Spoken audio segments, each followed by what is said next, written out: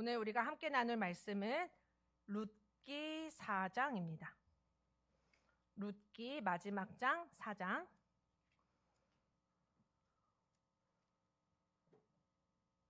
7절부터 12절 말씀입니다.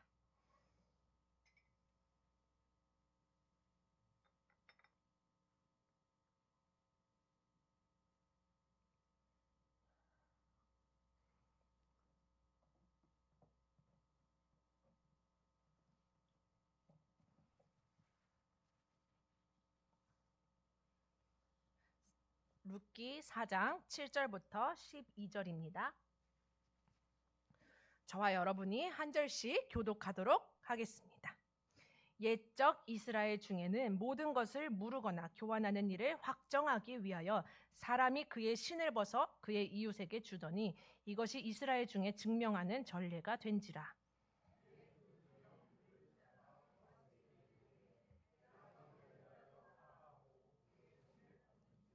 보아스가 장로들과 모든 백성에게 이르되 내가 엘리멜렉과 기럨과 말론에게 있던 모든 것을 나오미의 손에서 산 일에 너희가 오늘 증인이 되었고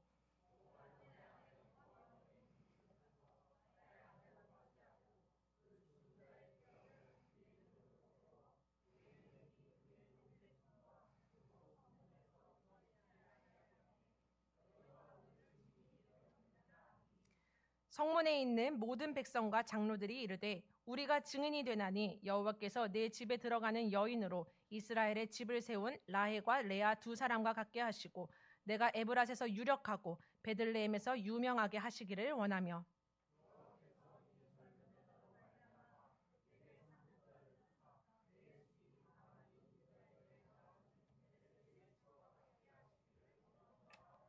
아멘. 몇 달간 걸쳐서 한 달에 한 번씩 읽어오던 룻기 마지막입니다. 룻기가 4장밖에 안 됐는데 그래도 되게 오래 걸렸습니다. 한 달에 한 번밖에 못 만나서.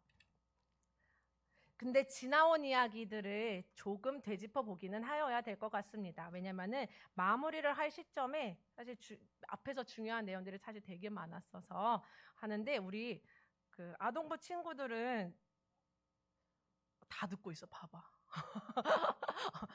깜짝 놀랄 거예요. 전도사님 설교에서 아마 여러분들이 들었던 내용들이 막 갑자기 막 튀어나올 거거든요. 잘 맞춰보세요. 알겠죠? 그 홀리시드에서 했던 것도 막 나올 수도 있어. 우리 아이들이 매일매일 교회에서 성경도 보고 공부도 하고 하는데 우리 어른들은 답을 잘 못 맞출 거예요. 그러니까 여러분들이 답을 맞춰주세요. 알겠죠? 끄덕끄덕 하고 있어요. 룻기는 사사들이 치리하던 때에 쓰여졌습니다. 사사기의 마지막 장, 마지막 절에는 이스라엘의 왕이 없으므로 사람이 각기 자기의 소견이 옳은 대로 행하던 때라고 사사 때를 설명하고 있습니다. 룻이 살던 그 시대 또한 이스라엘에 왕이 없고 그냥 사람 왕이 없을 뿐만이 아니라 하나님이 이스라엘의 왕으로 인정받지 못하고 이스라엘 사람들이 각기 자기의 마음대로 자기 생각에 옳은 대로 하나님 없이 살아가던 그 때를 말합니다. 하나님 없이 살아가서 그런지 그 땅에 흉년이 들었습니다. 흉년이 들자 한 가족은 결심을 합니다. 하나님의 약속의 땅인 가나안 땅을 떠나기로 결심을 합니다. 그래서 실제로 떠났어요. 이걸 보면은 생각나는 사람이 있어요. 창세기에도 그런 사람이 나와요. 하나님의 약속의 땅 가나안 땅으로 가게 했는데 가나안 땅에 흉년이 들자 어디로 막 떠났어요. 어디로 떠났죠? 애굽으로 떠났어요. 애굽으로 떠났는데 그 사람이 누굴까요? 그렇지, 아브라함. 봐봐요. 다 듣고 있고 다 알잖아요. 어른들은 대답 못했어요. 애들만 대답했어요. 훌륭해요. 아브라함이요. 약속의 땅 가나안 땅에 갔는데 하나님이 가라 그래서 갔는데 그 땅에 몇 년 살다 보니까 흉년이 든 거예요. 그럼 하나님의 뜻이 아닌가 보네 하고 아이고 어렵다. 그래서 애굽으로 이사를 갑니다. 그래서 이사를 갔지만 그럼에도 불구하고 그곳에서 하나님이 역사하시고 함께 하시는 그 경험을 해서 다시 이스라엘 땅으로 돌아오고 할 때, 가나안 땅으로 돌아오고 할 때에는 믿음의 경험치가 있다만큼 쌓여서 다른 선택과 다른 행동들을 하게 됩니다. 조카 롯이 위험에 처했을 때 목숨을 걸고 나가서 조카 롯을 구해오기도 하고 조카 롯에게 더 나은 땅을 양보하기도 하면서 믿음의 선택들을 하는 것들을 보게 됩니다. 그리고 또한 아브라함의 아들 이삭을 실제로 제물로 바치는 그런 믿음의 결단까지도 하게 되죠. 또 이삭이 장성하여 결혼을 할 때가 되었을 때에 이삭을 결혼을 시켜야 되겠는데 신부감을 어디서 찾느냐? 가나안 땅의 여인에게서 찾지는 않습니다. 자기 고향으로 사람을 보내어 하란 땅에 자기와 같이 우리 가족과 같이 하나님을 하나님으로 섬기는 그 여인을 찾으러 갑니다. 근데 종이 떠나면서 이렇게 얘기를 합니다. 주인님, 제가 만약에 주인님의 고향 하란 땅에 갔어요. 그래서 친척을 만났어요. 진짜 이 여자다 하는 사람을 또 만났어요. 그런데 그 여자에게 이래 해가지고 저희 주인의 아들이랑 결혼을 하셔야겠습니다. 어떻게 청혼을 받아주시겠습니까? 근데 오케이도 했어요. 그런데 그 집안에서 근데 이사는 안 된다. 이쪽으로 와야 된다 하면은 제가 이삭 도련님을 데리고 그 땅으로 갈까요? 그랬습니다. 가나안 땅에 하나님의 약속이 있는 것을 확실히 경험한 아브라함은 아니, 그러면은 결혼할 거 없어. 하나님이 예비해 주실 것이고 그냥 돌아오면 된다.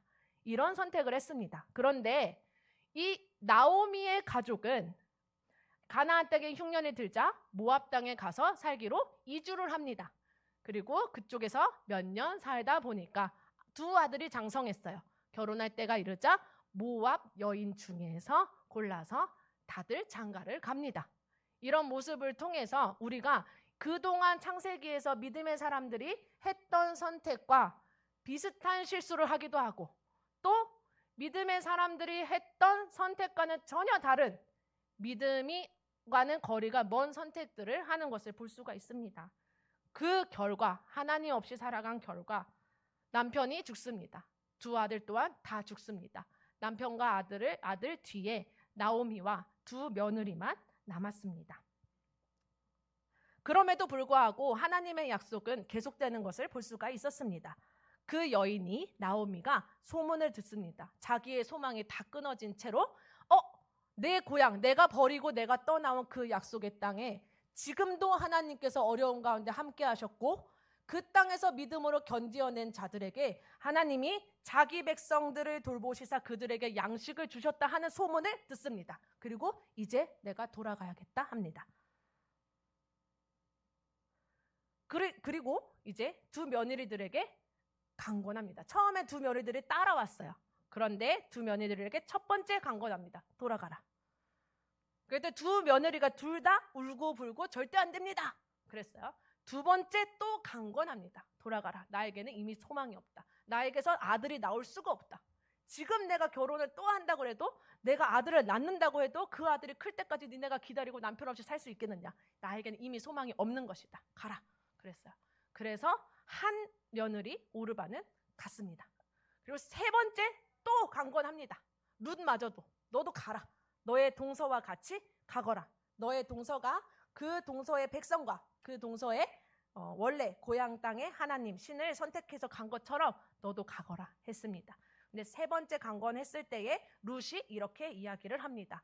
어머니의 백성이 나의 백성이고 어머니의 하나님이 나의 하나님입니다.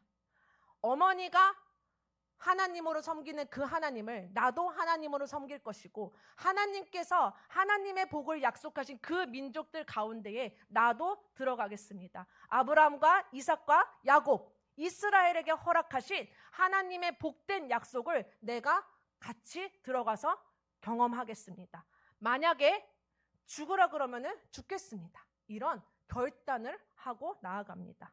바로 아브라함이 이삭을 번제로 바침과 같이 하나님께서 이삭을 통해서 수많은 민족을 큰 민족을 이룰 것이라고 약속을 하셨는데 하나님께서 이삭을 제물로 바치라 라고 하셨을 때 하나님께서는 반드시 약속을 지키시는 분이기 때문에 내가 이삭을 제물로 바친다고 할지라도 죽은 자 가운데서 다시 일으키시기까지 해서 하나님은 약속을 지킬 것이다 라고 그 믿음을 가지고 이삭을 제물로 바쳤던 것처럼 룻 또한 그런 결단을 합니다. 어머니께서 죽으시는 곳에서 나도 죽겠습니다.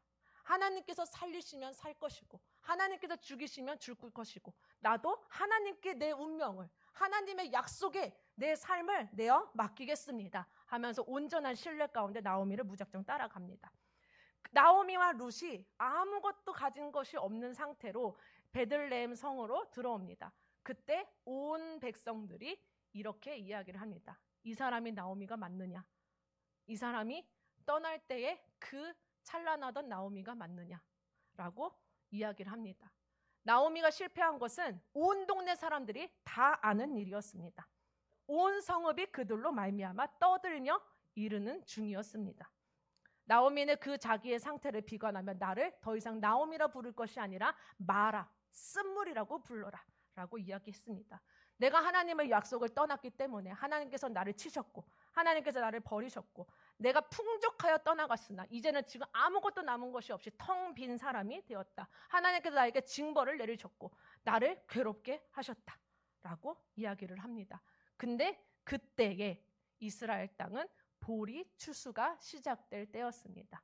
룻기의 1장은 이렇게 하나님께서 나오미의 가족을 이제 회복의 때로 약속의 때로 다시 초청하시며 보리 추수를 준비하시며 그 가정이 다시 일으킬 것을 약속하고 있습니다. 마치 지금 우리가 신유 부흥성회를 앞두고 성령 강림절을 앞두고 보리 추수를 기다리고 있는 것과 같은 것 같습니다. 성령 강림절은 절기상 이스라엘의 절기상 맥추절에 해당합니다. 보리 추수의 때입니다. 하나님께서 우리 교회에도 이러한 엄청난 은혜를 준비해 두고 있음을 우리는 예고편으로 알 수가 있습니다. 그런데 진짜로 하나님이 진짜 일을 시작하시나 봅니다. 우연히 룻이 먹을 것을 구하러 나아가려고 추수하는 사람들의 뒤에 발자취를 쫓아서 떨어지는 이삭이라도 주워 먹으려고 쫓아갑니다. 그때 성경에 이렇게 나옵니다. 2장 3절에 우연히 엘리멜렉의 친족 보아스에게 속한 밭에 이르렀더라. 하나님의 인도하심을 볼 수 있는 힌트입니다. 제가 좀 마음이 바빠서 좀 달려갑니다. 잘 들으시죠? 통째로 오늘 딱 끝내야 돼서 잘 쫓아와 주세요. 오늘 밥 맛있게 먹었잖아요. 그렇죠? 쫓아와 주세요. 우리 수호도 잘 듣고 있지? 맞아. 밥 잘 먹었잖아. 우연히라고 기록되어 있지만 사실은 하나님의 인도하심이 아닐 수가 없습니다. 근데 진짜 하나님의 예비하심이었나 봐요. 보아스는 정말 하나님을 경외하고 하나님의 그 마음이 있는 사람이었던 것 같아요. 룻은요, 이방 여인입니다. 제가 최근에 읽었던 책 중에 제목이 사람, 환대, 공간이라는 그냥 인문학 책이었어요. 그 책의 요지는 이거였습니다. 사람이 사람됨을 인정받는 것은 그러니까 인간 그냥 사람이 생물학적 인간이 아니라 사람이 사람답게 자기의 존재를 인정받고 살아간다는 것은 어떤 사회 공동체가 그 사람의 자리를 인정하는 환대가 있어야 한다.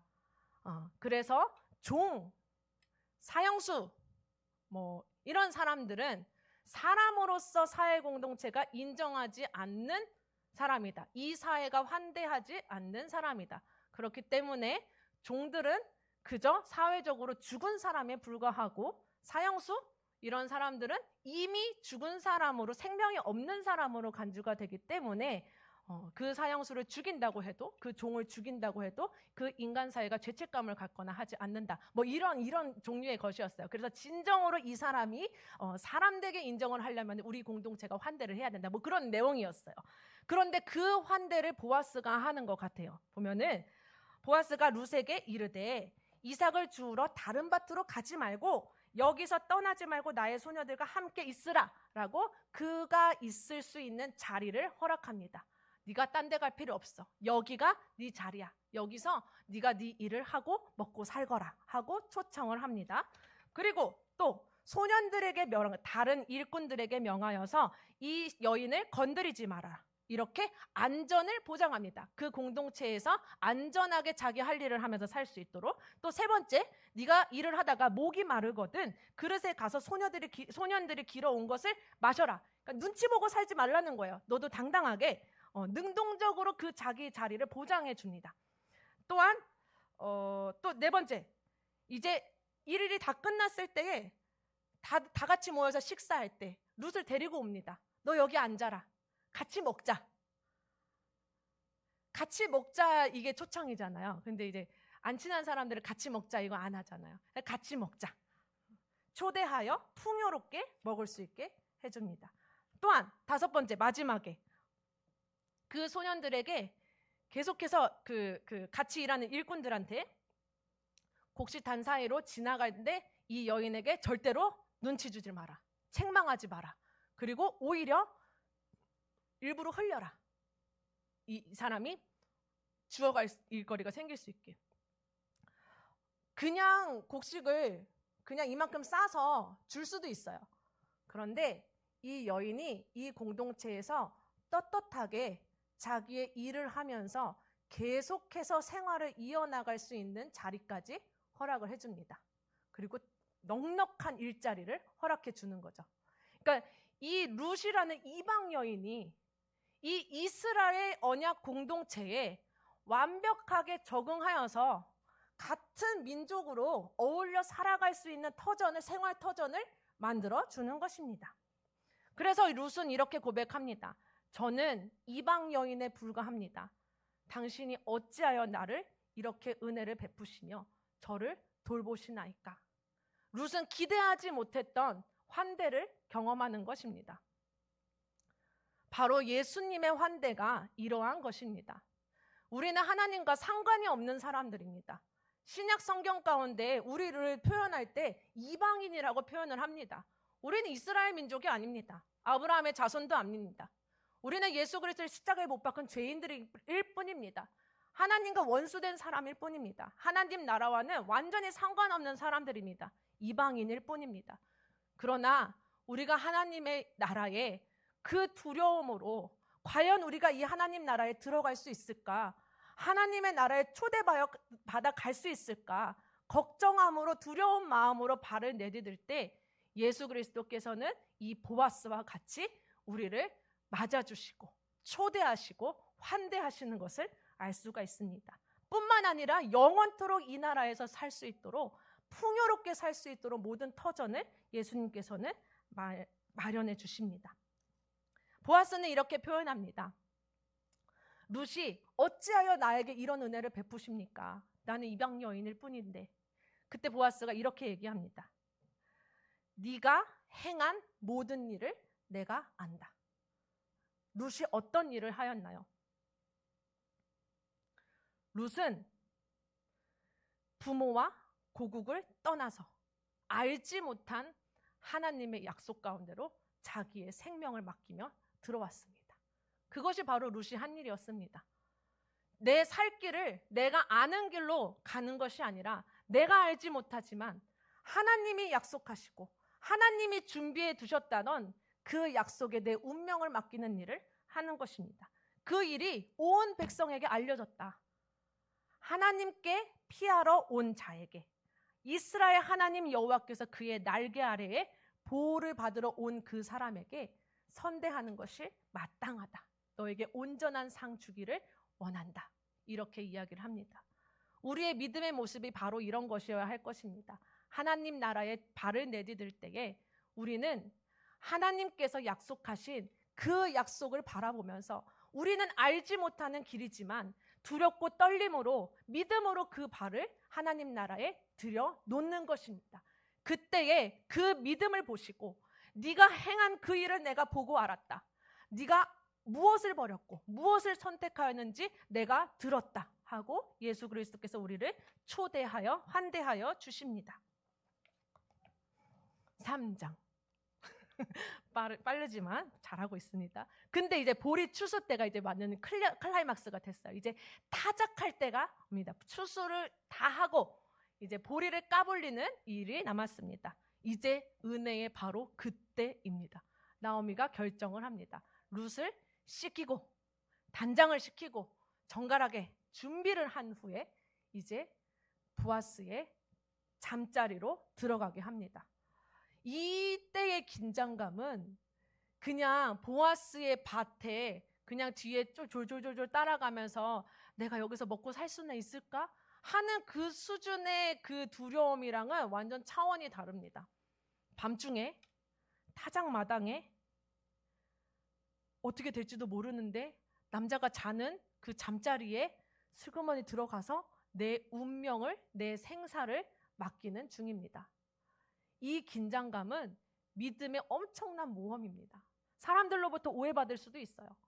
보아스가 어떤 반응을 취할지도 몰라요. 아무것도 보장된 것이 없습니다. 때로는, 아니, 자주 믿음의 선택은 이러한 긴장되는 모험을 수반해야 합니다. 우리의 어떤 안전과 우리의 조금의 그 안전장치도 보장되지 않은 상태에서 우리는 모험을 해야 합니다. 목사님께서 말씀하신 게 있죠. 믿음으로 도전하고 순종함으로 경험. 이 긴장감이 신앙생활에 늘 있어요. 믿음으로 도전해야 합니다. 목숨 거는 내 운명이 어떻게 될지 모르지만 믿음으로 도전해야 합니다. 그리고 순종함으로 경험하는 일을 해야 합니다. 지금 이 룻기 3장의 룻의 운명이 바로 그러한 순간이었던 것입니다. 믿음으로 도전하는 것입니다. 이날 밤에 무슨 일이 일어날지 몰라요. 그런데 그냥 가는 거예요. 그리고 아주 겸손한 자세를 취하는 것을 볼 수가 있습니다. 그 발치에 가만히 있습니다. 보아스가 어떤 일을 할지 그저 그냥 기다리는 것입니다. 그리고 이야기를 합니다. 당신의 여종 룻이오니 당신의 옷자락을 펴 당신의 여종을 덮으소서. 당신이 기업을 물을 자입니다. 기업을 물을 자라고 요구를 하는 것은 그저 하루하루 내가 당신의 밭에서 보리 이삭을 조금씩 주워가면서 당신이 떨어뜨리는 그 이삭을 주워 먹고 사는 그 정도를 요구하는 것이 아닙니다. 당신은 나의 기업 물을 자입니다. 나의 현재뿐만 아니라 앞으로도 나의 미래도, 아니 나의 자손 대대로 나의 영원한 그 생명을 책임지는 사람이 되어 주십시오 라고 요구를 하는 것입니다. 하나님 나라는 영원한 소망이 있는 곳입니다. 마땅히 우리는 모든 것을 후히 주시는 아버지 하나님께 이 영원한 약속을 구할 수 있습니다. 그런데 이것은 굉장한 긴장감이 있는 요구입니다. 하나님, 나의 평생을 책임져 주십시오. 나의 평생일 뿐만 아니라 나의 자녀 대대 손손 내 영혼을 하나님께 책임져 드리기를 원합니다.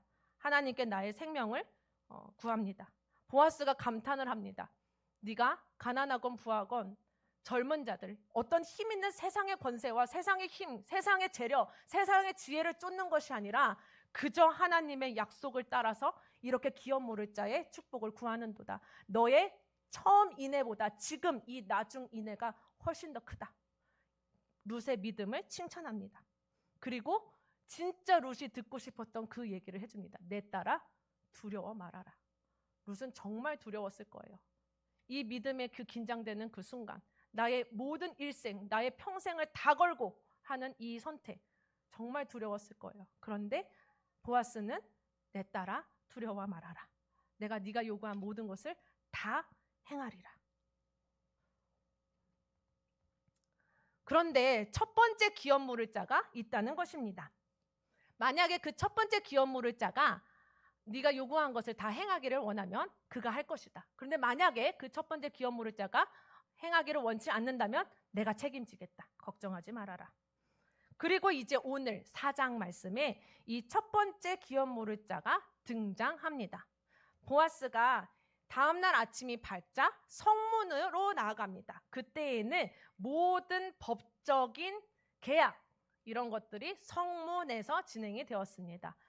이스라엘 성지순례 가면은 그냥 이렇게 돌문이 이렇게 있어요. 그러면은 그 돌문 앞에 사람 한 명 앉을 수 있을 만한 이게 돌 의자가 그냥 돌덩이가 있어요. 그러면은 거기 앉는 거예요. 거기 앉아서 계약을 하는 겁니다. 왕이 앉아있기도 하고 뭐 제사장이 앉아있기도 하고 서로 1대1 계약하는 그런 사람들이 앉아있기도 합니다. 성문에서 모든 사람들이 보는 중에 계약이 진행이 됩니다. 그래서 보아스는 계약을 하려고 진짜 내가 법적인 책임을 지려고 성문에 나가 앉아 있었습니다. 그러니까 첫 번째 기업 물을 자, 그러니까 나오미의 남편 엘리멜렉의 친족 중에 한 명, 그 사람이 지나가는 거예요. 그래서 보아스가 당신 여기 좀 앉아봐라. 뭐 형제뻘이 됐을 거예요. 서로 친척 관계니까 앉아보십시오. 얘기합니다. 그리고 백성들의 장로들 다 불러 모읍니다. 10명, 그 성읍 장로 10명을 청하여 이르되 당신들도 여기 앉으십시오. 지금 이제 법적 계약이 체결되는 것입니다. 증인들을 다 앉혀놓는 것입니다. 그리고 이제 설명을 합니다. 모압 땅에서 돌아온 우리의 친족 나오미가 이러이러한 상황에 있으며 우리가 기업 물을 자이다. 네가 첫 번째다. 하겠느냐? 나오미가, 그러니까 이스라엘 땅은 여호수아가 땅을 정복한 이후에 그 지파별로, 그 지파 중에서도 가족별로 땅을 다 나눠 갔잖아요. 그거는 영원한 땅이에요.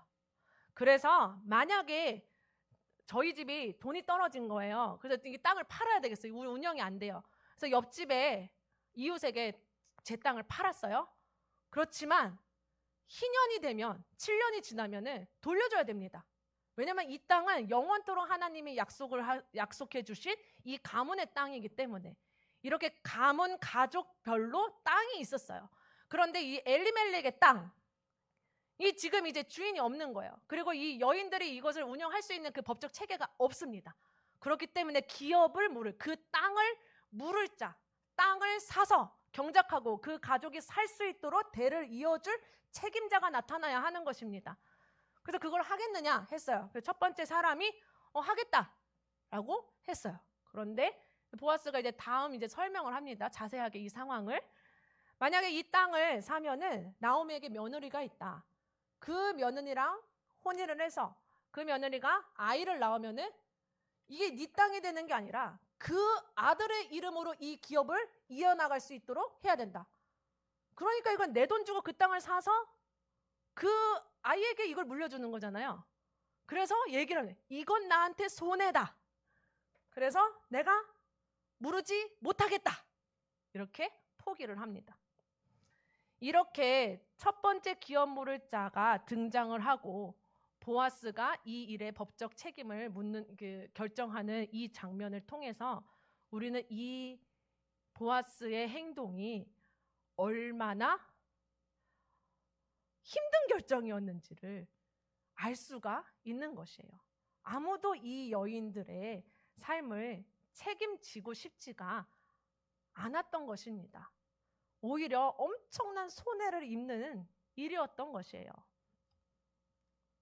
마치 우리의 첫 번째 신랑과 같은 율법이 우리를 책임지지 못하는 것처럼 우리의 유일한 신랑 되시는 그리스도께서 우리를 책임져 주시는 그 은혜를 경험하는 것을 비교하여 알 수 있는 것과 같은 것 같습니다.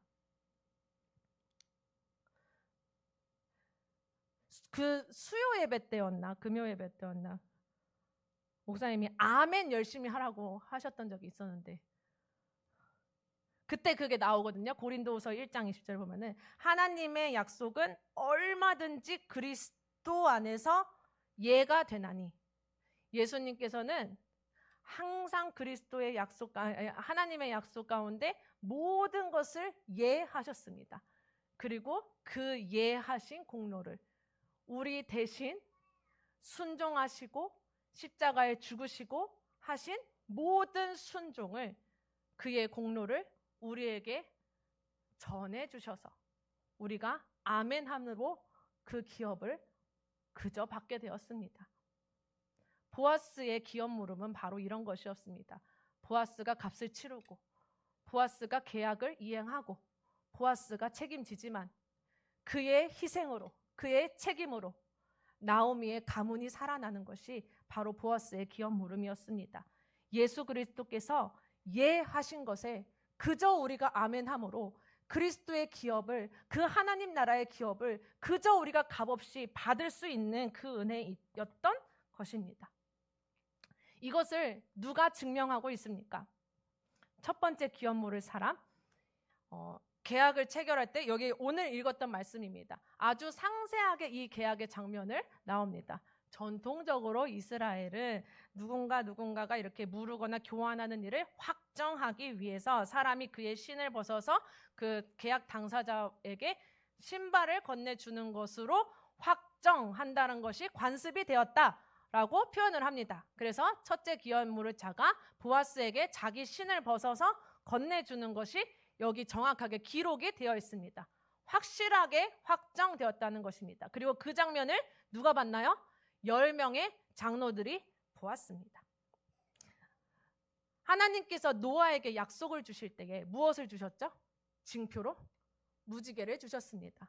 무지개는 하나님께서 우리에게 지금도 약속의 징표로 계속해서 보여주십니다.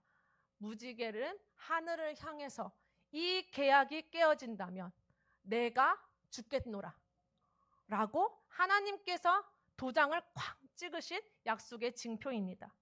아브라함에게 너의 자손이 하늘의 별과 같이 바다의 모래알 같이 많아질 것이다 라고 약속을 하면서 짐승을 둘로 쪼개어 타는 횃불로 성령께서 지나가심으로 내가 이 쪼개진 짐승처럼 내가 목숨을 걸고 이 약속을 지키겠다라고 하나님이 계약을 하십니다. 지금 우리에게는 이 기업 무릎을, 하나님 나라의 기업을 내가 물었다라고 하시는 예수 그리스도의 이 약속을 누가 보증해주고 계십니까? 우리의 증인은 성령님이십니다. 성령께서 날마다 우리에게 증거를 보여주십니다. 너를 위해서 예수 그리스도께서 피 흘려 죽으셨다. 너에게 하나님 나라를 기업을 물으기 위해서 예수 그리스도께서 책임을 지시고 죽으셨다. 예수 그리스도의 부활의 생명을 믿으면 그 예수 그리스도의 예하심으로 말미암아 우리는 아멘함으로 하나님 나라의 영원한 기업을 얻을 수 있다. 성령께서 약속하십니다. 지금 내 마음의 자리에 누가 앉아 계십니까? 내 마음의 성문에 누가 앉아서 이 계약을 이행하고 계십니까? 예수 그리스도가 보이지 않을 때에 하나님께서 나의 목소리를 듣고 계시는가 의심이 들 때에 우리는 우리 안에 앉아서 증거하여 주시는 성령의 음성을 듣기를 바랍니다. 성령께서 우리에게 영원한 하나님의 나라를 보증해 주십니다. 내가 이미 너의 기업을 샀다. 너의 죄값을 다 치렀고 하나님의 나라를 약속해 주셨다. 너의 대뿐만 아니라 평생에 우리의 자손 대대로 하나님 나라의 영원한 기업을 우리에게 허락하셨음을 믿기를 바랍니다. 지금이 보리추수 때입니다. 각 가정마다 풀리지 않는 기도 제목이 있을 것이고 아픔이 있을 것이고 자녀들의 기도 제목이 있습니다. 우리 교회의 기도 제목이 있습니다. 하나님께서 우리를 사랑하심을 의심하지 맙시다. 하나님께서 우리를 사랑하심을 성령님을 통해서 증거하심을 맛보아 아는 성령 강림절이 되기를 소망합니다. 매일매일 나와서 우리 믿음으로 룻과 같이 간구합시다. 두려움으로 떨림으로 룻과 같이 그 믿음을 하나님께 보임으로 그 땅으로 들어갑시다. 보아스의 발치에 앉아서 은혜를 구하는 모습을 보입시다. 그러한 가운데 성령께서 우리를 덮으시고 예수 그리스도의 사랑을 확증하여 주시는 우리 신유 부흥성회가 될 것을 기대합니다.